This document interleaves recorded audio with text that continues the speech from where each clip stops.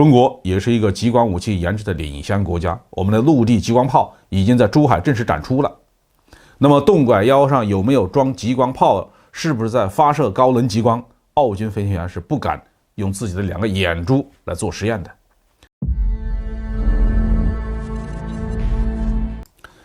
各位网友大家好，欢迎来到保命说。这期的话题是反潜机被激光照了又不会死人，澳大利亚军方何必魂飞魄散呢？澳大利亚国防部2月19号发表声明说，一艘中国海军舰艇于17号使用激光器照射了一架在澳大利亚北部空域飞行的澳军的反潜巡逻机，并且指责中方相关的操作不安全、不专业。中国国防部发言人当即予以驳斥，说这架 P8A 在我国舰艇编队周边空域活动，最近距离我舰仅仅4000米，还在我舰周围投放声纳的浮标，实属恶意挑衅。中方舰艇始终保持安全规范和专业的操作，符合有关国际法和国际实践。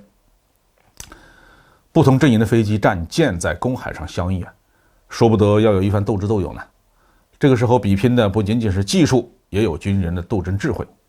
双方不但在试探对方的战术技术，更是勇气和应变能力的比拼。随着中国海军走向远海，类似的事情只会越来越多。这一次中国海军与澳大利亚的巡逻机相遇，双方出动的都是顶级精锐。解放军舰队有1艘052D 级驱逐舰和1艘洞拐腰级船坞登陆舰组成，在世界范围内这也算得上是新锐力量了。澳大利亚出动的 P8A 是美国阵营里面的现役的主力型号，也是全球技术水平最高、传感器配置最丰富、火力最强大的反潜巡逻机。那么大家关心的焦点集中在2个问题上：第一， P8A 飞这么近是要干啥？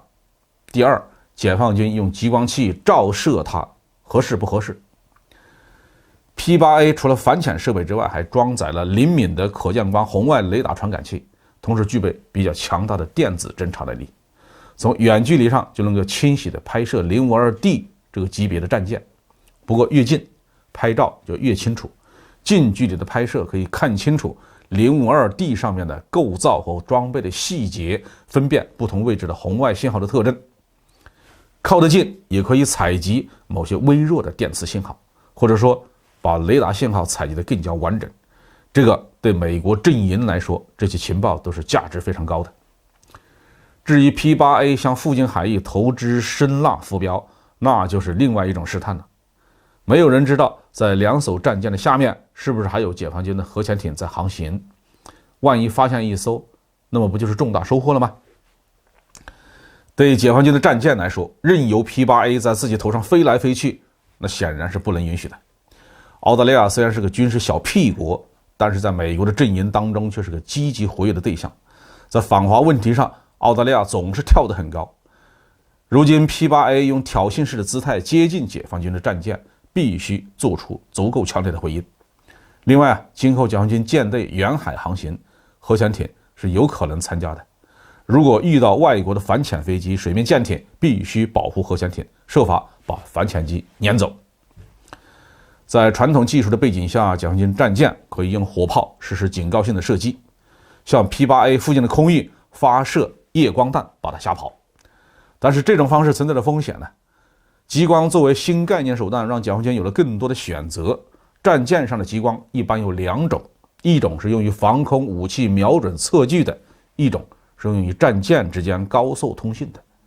考虑到海上湿度比较大，激光传输容易衰减，因此无论是测距还是通信，战舰上的激光功率都比地面车辆上要大得多。特别是通信激光要承载高速的数据，所以对功率的要求还是比较大的。所以我们推测这次052D 用的是通信激光器，用一定的功率发射测试激光，封住 P8A 的光电探头。通信激光没有杀伤力，不会打死人，也不会击落飞机，澳军把探头关掉就好了。那为什么吓得魂飞魄散呢？这是因为舰队里还有一艘洞拐腰级的船坞登陆舰，它在美国海军里的对等型号是圣安东尼奥级的船坞登陆舰。这也是全世界第一种正式装备了激光炮的战舰。圣安东尼奥上的激光炮发射功率达到了150千瓦，其实呢，它也没法击落 P8A， 只能击落低速无人机之类的小目标。但是如果高能激光穿透舷窗，完全可以把人的双眼照瞎的。P8A 上的传感器操作手和声纳浮标的投放员不需要盯着窗外看，正副机长可是要不断的观察海面的。中国也是一个激光武器研制的领先国家，我们的陆地激光炮已经在珠海正式展出了。那么洞拐腰上有没有装激光炮，是不是在发射高能激光，澳军飞行员是不敢用自己的2个眼珠来做实验的。所以我们在这里还要表扬一下 P8A 的飞行员，他军事素质不错，知识很丰富，反应也很快。希望他下次离中国的舰队远一点，我们可能还有很多新概念武器还没拿出来呢。好，这个话题就说到这里。